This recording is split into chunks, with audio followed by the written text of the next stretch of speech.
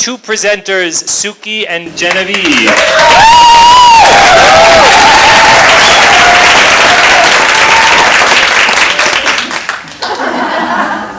We went to a wedding. We are here from Shri Yoga House. It's just up the street, the yoga studio. We've been there for about a year and a half or so. We named it Shri in honor of Shri, the light of the divine that exists in everything all the time, whether it's veiled or smushed or forgotten. We followed in this theme and created our logo as a part or a piece of the Shri Yantra. These 9 interlocking triangles. Whew. 4 face up for men, 4 face down. There's my huge head. The yantra represents the non-duality of the universe. Okay, good. So I came to yoga because my parents are into yoga, but I remember the first time that I really thought I enjoyed it. I was 12. I realized that I liked pigeon pose better than weightlifting, and this is pigeon pose. It just makes me feel very alive. I love this pose. Hi, I'm Genevieve. I'm going to brag a little. I was born about 300 feet through a couple walls upstairs.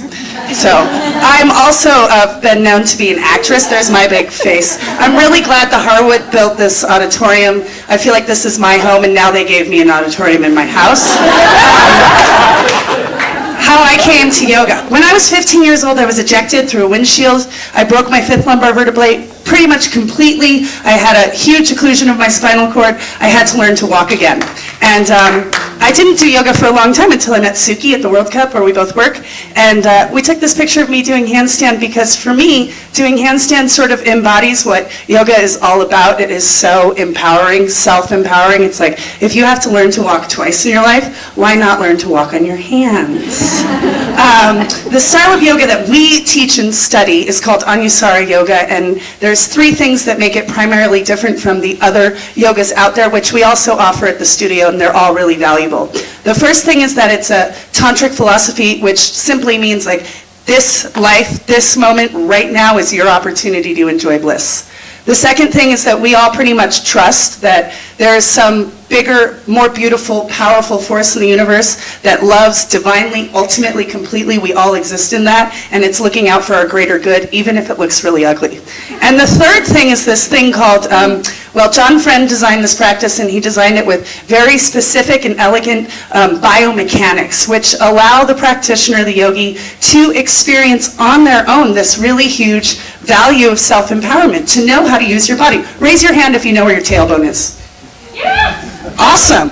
Raise your hand if you know where your femur is. Yeah, okay.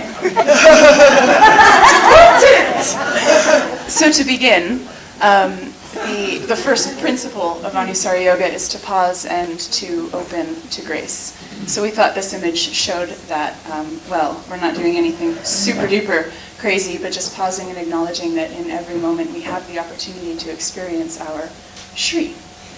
Okay, so now everyone, if you're sitting down here, cross your legs real quick. If you're sitting up there, place your feet flat on the floor. Reach your arms way up. Come on, let's do it, okay? We're going to do yoga. Okay, now, really, really quick. See like the energy focus in your stomach and pull from your hands and your feet, down your arms, up your legs, into your low pelvis, okay? That's called muscle energy.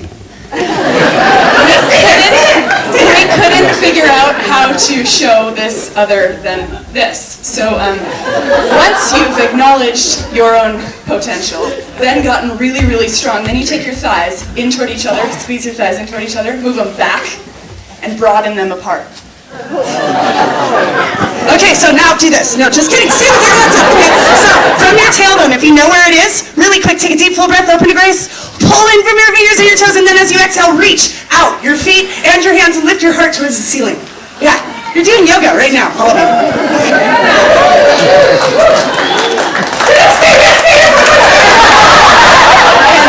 And then we return over and over and over again to the first principle, opening to your own capacity, from the inside out, shining out. Yeah, thanks. So I put this picture of this pose up here because for me, yoga is all about there's more space. And I was talking to my friend Chad on the way in here. I was like, how's the new auditorium? And he goes, wow, it's such an elegant, beautiful, available space. Why not do something really great in there? That's the body. Why not, right? Experience your spirit. This pose makes me feel capable. It doesn't look like much, but I couldn't touch my toes as a child. It's kind of rare, really, for a young woman to not be able to do that. I told you I was weightlifting a lot, yeah, so for me, that works. So here are a lot of lovely students doing a lovely pose, and we're all doing it together. We have so much fun. So yoga is like the embodiment of yoga is sort of like the experience of art in life. And art is spirit in creation, and yoga is co-creating with the spirit, right? So we are here, you know, because we like to do that, and we take it off the mat, and we try to make every experience this opportunity to be more present, be more available, be more loving, be more spacious, and we invite everyone in the community to come join us. You can be young or old. But really, it's not about putting your feet behind your head. I mean, really, the word yoga comes from the root word, which means to yoke. So it's not necessarily about becoming flexible, but rather about gathering together, like an event like this, about seeing what it is, what the street is in each of us. So this picture just kind of happened, and we thought that it really embodied what we wish to share, from the inside out shining, unbounded, and totally free.